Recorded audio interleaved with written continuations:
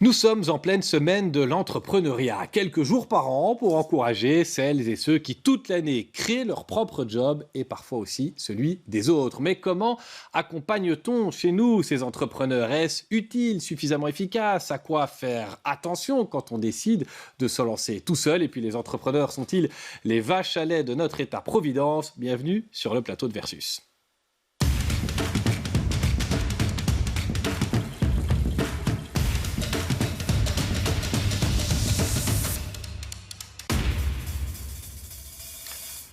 Avec en plateau, Marie Buron, bonjour. Vous êtes entrepreneuse depuis 3 ans. Vous nous expliquerez quel est le chemin qui a été le vôtre. Vous êtes d'ailleurs dans une niche, on peut le dire, puisque c'est l'entrepreneuriat féminin. On en parlera tout à l'heure. Et Michael François, bonjour à vous aussi. Vous êtes manager marketing chez YouStart. Vous essayez de susciter l'esprit d'entreprendre et on verra comment vous vous y prenez. Isabelle Grippa, bonjour. Vous êtes la directrice générale de Hub Brussels. Vous encouragez les entrepreneurs bruxellois et on verra aussi avec vous ce qui est mis en place, ce qui fonctionne peut-être moins bien. Et Eric van den Bemden, bonjour à vous aussi. Vous êtes conseiller entreprise chez Bessie, la chambre de commerce. Vous intervenez évidemment tous quand vous le voulez. Versus c'est une parole libre. Mais la première question est pour vous, Marie Buron. C'était écrit dans vos gènes, vous m'avez dit, d'être un jour entrepreneuse. Et pourtant, vous l'avez fait que, si je puis dire, il y a 3 ans. Vous avez fait quoi avant ?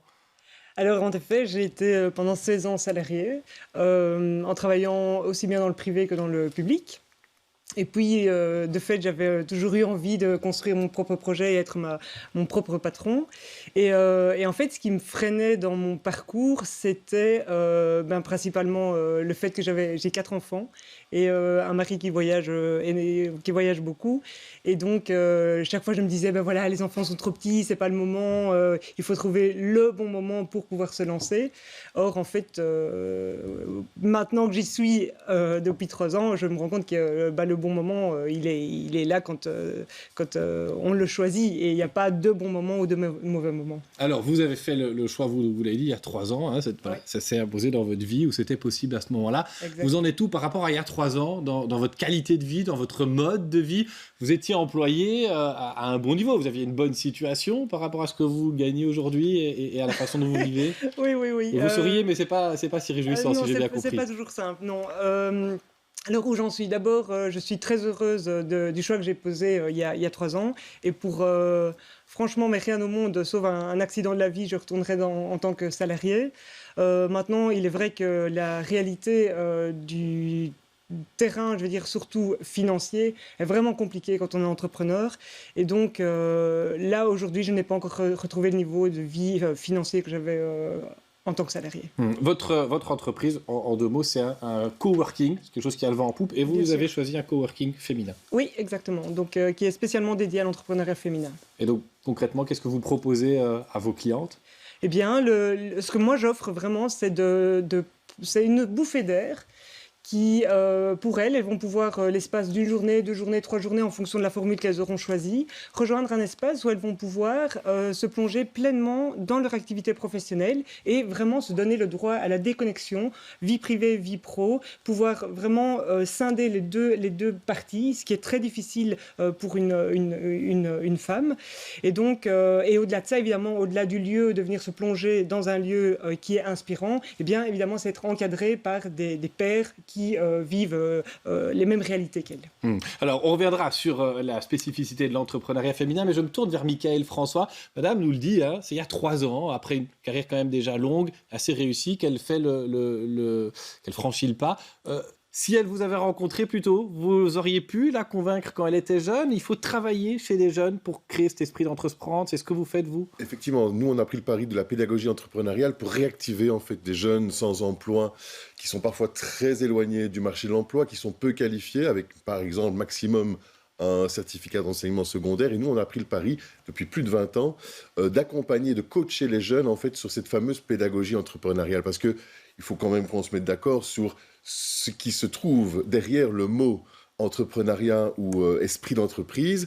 En Belgique, très certainement, ça peut être encore pris à tort pour quelque chose qui ne concerne que les activités économiques. La création d'entreprise, l'esprit d'entreprise, c'est bien plus que ça, évidemment. Ça fait partie d'ailleurs des 8 compétences déterminées par l'Union européenne pour l'apprentissage de tout un chacun. Et donc nous, on a pris le pari effectivement d'accompagner via cette pédagogie entrepreneuriale des jeunes.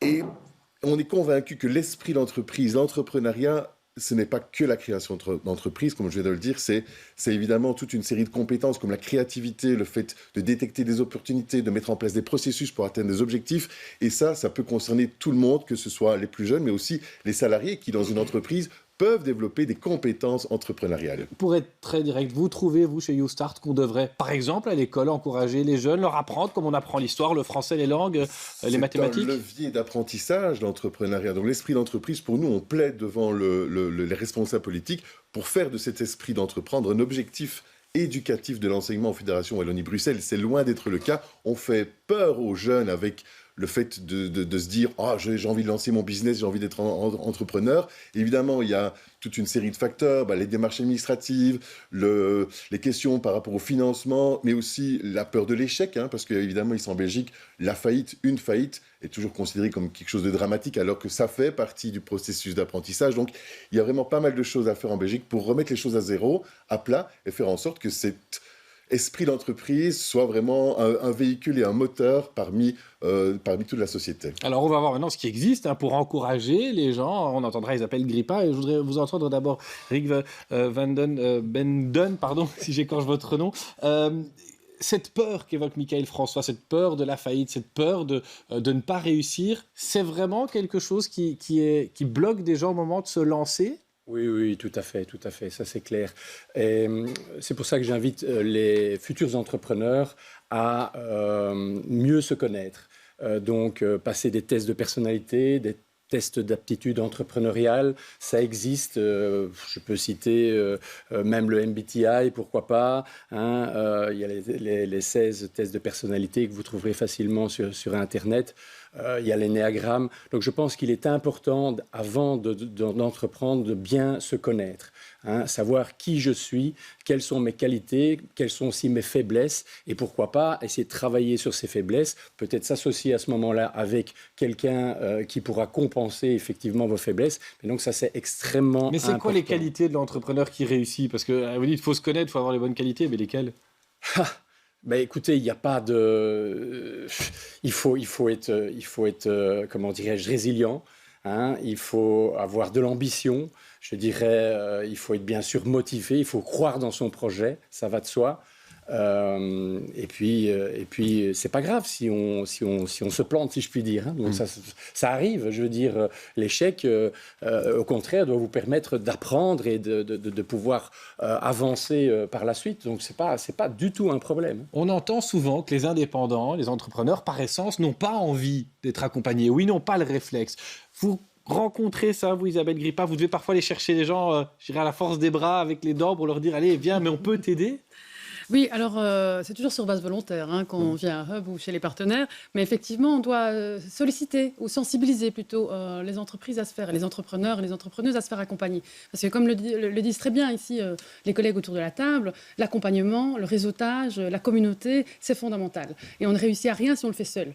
Et donc là, nous, Hub, on est l'humble porte d'entrée, mais on travaille avec des partenaires, plus de 150 partenaires, dont on a des excellents ambassadeurs autour de la table. Et donc Bruxelles regorge de coachs, d'accompagnateurs, d'experts en la matière. Donc vraiment, le premier message, c'est ne restez pas seul. Et donc peut-être le premier geste à faire pour que quelqu'un dont l'envie d'entreprendre viendrait à son esprit, appelez le 18-19. Il y a des gens qui sont là derrière. Et derrière, c'est les gens que vous voyez notamment autour de la table pour pouvoir vous encourager, vous sensibiliser, vous accompagner, mais à tous les stades du cycle de vie. Oui, ça c'est important. Ça revient souvent. C'est-à-dire pour le lancement, mais aussi plus tard, quand le business fonctionne, sur quoi on peut se faire accompagner à Bruxelles? Quels sont ce que vous proposez par exemple chez Hub? Donc on a évidemment tout l'accompagnement à la création, mais on a l'accompagnement à l'expansion. Le passage en scaling up est important et délicat. Il faut se faire accompagner. L'internationalisation, c'est aussi un cap où on encourage. Il n'y a pas assez notamment de femmes qui partent à l'international. Et donc là, il y a aussi des programmes d'accompagnement. Et donc c'est généralement pour des entreprises qui ont déjà plus de reins solides, néanmoins qui ont besoin d'être accompagnées pour... Eric Van den Manden et puis Michael François. Justement, à ce niveau-là, Bessie a lancé un programme d'accompagnement d'accompagnement à la croissance tout à fait récemment pour aider justement des entreprises qui ont déjà 3-4 ans d'existence et qui souhaitent tout simplement être aidées dans leur croissance, dans leur développement. Mais alors, on le voit, il y a Bessie, il y a Brussels. Est-ce qu'on a envie de se tourner vers ces outils-là quand on doit ouvrir sa boutique le matin, la fermer le soir, faire les comptes, veiller à ce que les clients soient contents? Est-ce qu'on a vraiment le temps d'aller chercher toutes ces aides? Est-ce que ça paraît comme quelque chose d'évident pour vous qui êtes une entrepreneuse? Alors, en fait, le problème, c'est plus une question de temps. Alors oui, c'est important. Moi, je suis entièrement d'accord avec Isabelle. Il faut absolument aller chercher ces aides. Et le problème, c'est que beaucoup d'entrepreneurs féminins ont du mal à justement oser aller pousser les portes. Et donc, c'est venir, par exemple, chez Womanly et dans des autres espaces de coworking, parce que moi, je suis convaincue que c'est des viviers et des écosystèmes qui sont essentiels dans le parcours de l'entrepreneuriat. Et donc, c'est vraiment important que ces gens osent sortir de chez eux et aillent pousser les bonnes portes pour aller chercher ces aides.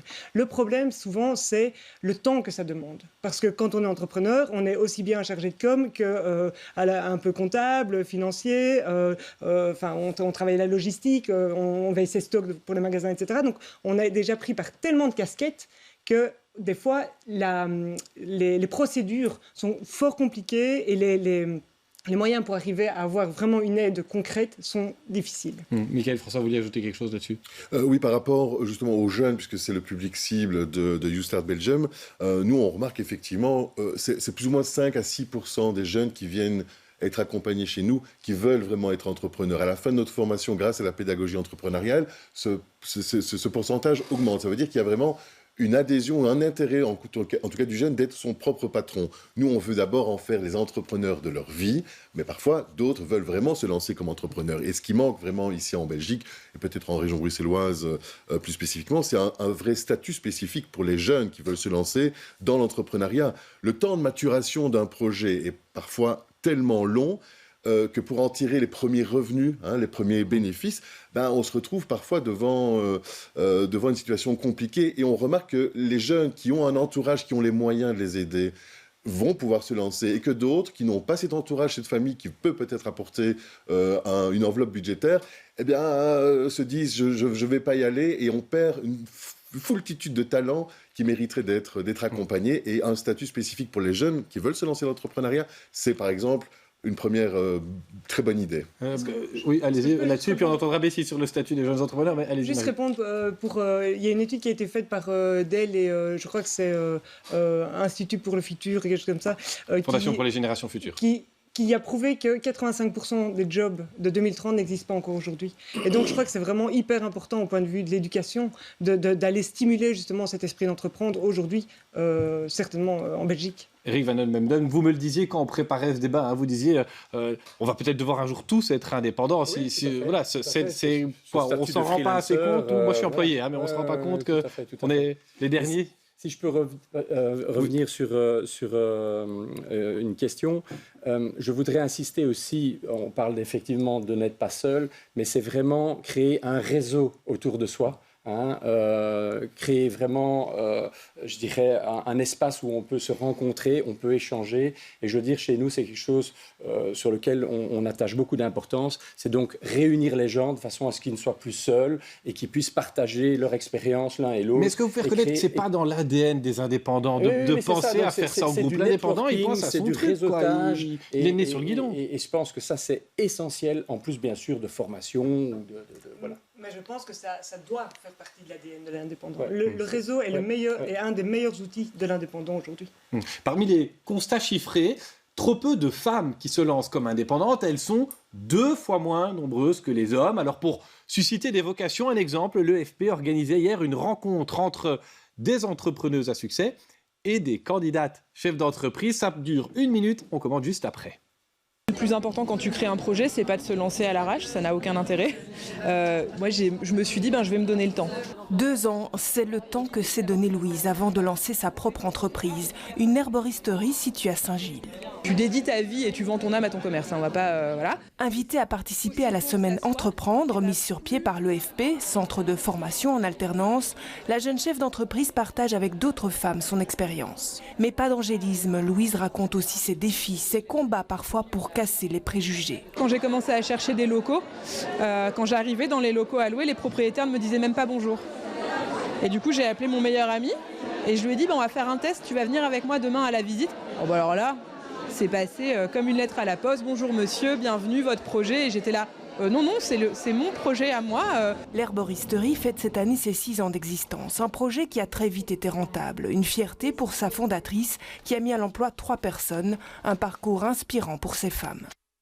Marie Buron, vous les avez rencontrées, vous, ces difficultés, quand vous avez voulu vous lancer, ou bien vous avez eu plus de chance que les témoignages ici entendus? Alors, oui, j'ai rencontré plein de difficultés quand je me suis lancée. Maintenant, je n'ai pas eu le problème de devoir... parce que vous développez un projet entrepreneurial pour les femmes. Alors, qu'est-ce qu'elles rencontrent que les hommes ne rencontrent pas comme difficulté? Eh bien, il y a beaucoup de freins qui sont mis par la société, par notre culture, par les traditions, par la société qui est encore patriarcale, qui sont donc des freins qui sont similaires aux femmes. C'est tout ce qui est levée de fonds. Donc la dame ici, justement, dans le reportage, en parle. Ça, c'est vraiment compliqué. Le fait de pouvoir se libérer, la question du temps est très compliquée pour une femme. La question de la fameuse légitimité ou le syndrome de l'imposteur, ou bien les plafonds de verre que les femmes doivent faire sauter aujourd'hui, c'est toujours d'actualité. Donc oui, il y a beaucoup de difficultés qui sont... je ne dis pas que le parcours entrepreneurial est difficile en général, mais clairement, il y a des réalités qui sont vraiment compliquées pour les femmes. Vous estimez que vous leur donnez des éléments de réponse en faisant un coworking qui est réservé aux femmes? Oui. Alors, dans un sens, oui, certainement. Pourquoi ? Parce qu'en fait, en mettant des pairs qui, justement, partagent des réalités similaires et qui vont pouvoir échanger sur les expériences, elles vont pouvoir, ensemble, à partir d'une dynamique évidemment très positive et de collaboration, elles vont vraiment se échanger, se porter l'une l'autre, se tirer les unes les autres vers le haut et vraiment devenir un modèle les unes pour les autres. Et donc, oui, c'est important. Une femme a quand même plus de facilité à se projeter dans une femme que dans un homme. Isabelle Grippa, vous avez conscience de cette difficulté pour les entrepreneuses chez Bruxelles? Vous avez quelque chose à leur proposer s'il y en a qui nous regardent? Oui, bien sûr. On est très attentif à cette question, comme à la question des jeunes. Donc, c'est vraiment 2 publics cibles très importants pour Hub. Et on coordonne donc les plateformes régionales Women in Business. Donc, je pense bien que Marie est membre avec son coworking. Et également pour Young Entrepreneurs of Tomorrow, Michael ici présent aussi est membre de cette plateforme. Donc via ces plateformes, on coordonne en fait les associations actives dans les domaines. Mais c'est vrai que l'entrepreneuriat féminin reste un challenge parce qu'on a une augmentation à Bruxelles. On est près des 30% d'entrepreneuses à Bruxelles. On peut s'en réjouir. On a augmenté de 8% sur les dernières années, mais rien ne vaut un 50% quand on représente 50% de l'humanité. Donc notre objectif, il reste encore très ambitieux et on compte bien l'atteindre. Michael François. D'entrepreneurs qui gagnent la même chose que leur père masculin. Michael François, vous le sentez chez les plus jeunes aussi, ou bien on peut espérer que la nouvelle génération, peut-être plus égalitaire en la matière? On sent effectivement que chez les jeunes filles, les jeunes femmes qui viennent chez nous, il y a cette peur de l'entrepreneuriat pour toute une série de raisons. C'est toujours multifactoriel, mais c'est pour ça que c'est important d'entamer ce processus entrepreneurial dès la primaire, en fait, parce que l'entrepreneuriat, c'est la créativité, c'est l'innovation, c'est le partage, c'est le retour d'expérience. Et ça, c'est vraiment une pédagogie, qu'on veuille vraiment devenir entrepreneur ou pas, c'est une pédagogie qui peut aider tout le monde. Il y a un point qui a été évoqué brièvement, je voudrais y revenir dans la discussion, c'est la question des faillites. On a l'impression toujours que l'indépendant, le commerçant qui aura fait faillite serait un peu comme marqué au fer rouge. Est-ce que c'est comme ça partout? Est-ce qu'on n'en fait pas un peu trop? Est-ce qu'on a quelque chose à dire aux indépendants qui ont fait faillite du côté d'une chambre de commerce comme Bessie ou des autres? Il existe plusieurs organismes justement qui aident l'entrepreneur qui a subi une faillite, une liquidation, notamment Revival à Bruxelles, mais vous avez aussi Reload Belgium, vous aviez Restart qui était... donc c'est quoi? C'est dans la mentalité on doit se dire quoi par rapport à la faillite? On retravaille effectivement l'entrepreneur pour le remettre sur le droit chemin, recréer une confiance et redynamiser tout simplement l'écosystème en relançant une activité professionnelle. Marie Buron, vous avez notamment vécu aux États-Unis. Là-bas, l'approche est différente, vous nous le confirmez, sur la question de la faillite. Tout à fait. On est un bon entrepreneur quand on a fait faillite. C'est comme ça aux États-Unis. Ça fait partie Il faut avoir fait faillite. Ça vous surprend, Michael François? Non, pas du tout, parce que, oui et non. En fait, par rapport à la faillite, effectivement, c'est une peur qui est ancrée récemment. On a eu un jeune... Il faut savoir que nous, on accompagne les jeunes, ils doivent en fait créer un business plan fictif, puisque la plupart des jeunes ne veulent pas être entrepreneurs. D'autres le deviennent au fur et à mesure. Et donc, en travaillant sur ce business plan, à la fin, il y a des jeunes qui se disent « Ouais, moi, je serais bien entrepreneur ». Et à la question qu'on leur pose systématiquement en fin de formation, pourquoi tu te lances ou pourquoi tu ne te lances pas, c'est d'abord la peur de la montagne administrative qu'ils ont l'impression de devoir franchir avant d'eux, et puis c'est la faillite. Effectivement, ça revient tout le temps, et récemment, il y a un jeune qui avait un super beau projet, qui a dit « Moi, je ne me lancerai jamais », alors que YouStart offre aussi un prêt à taux 0% pour lancer l'activité des jeunes. Il a dit « Hors des questions, si jamais je fais faillite un jour dans ma vie, ce sera la honte. Définitivement, ce sera la honte sur moi. » Et sur mes descendants, quelque part. Donc il y a vraiment cette crainte. Je vous suis parce qu'il nous reste quelques instants et je voudrais absolument que vous donniez un dernier conseil aux indépendants, aux futurs entrepreneurs, entrepreneuses qui nous regardent. Le temps d'un jingle.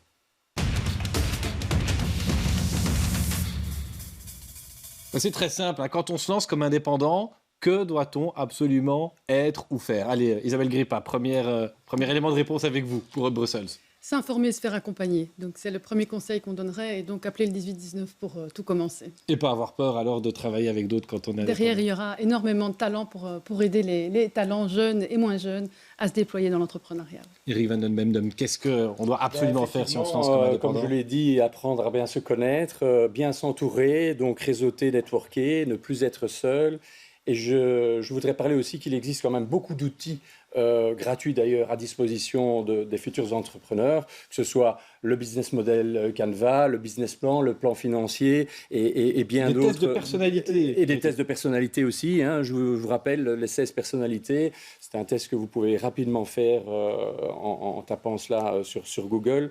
Et donc voilà, il existe de multiples applications, des outils, des logiciels qui sont aussi là pour soutenir, si je puis dire, le futur entrepreneur à se Michael François, que doit absolument faire ou être un jeune, une jeune qui voudrait se lancer comme De notre expérience, c'est d'abord la confiance en soi. On en a parlé tout à l'heure. Beaucoup de jeunes n'ont pas confiance en leur potentiel, ne voient pas vraiment comment travailler sur leur avenir. Donc c'est d'abord travailler sur la confiance en eux-mêmes. Marie Buron, quel serait le conseil que donne l'entrepreneuse à d'autres potentielles concurrentes d'ailleurs, ou partenaires, qui sait?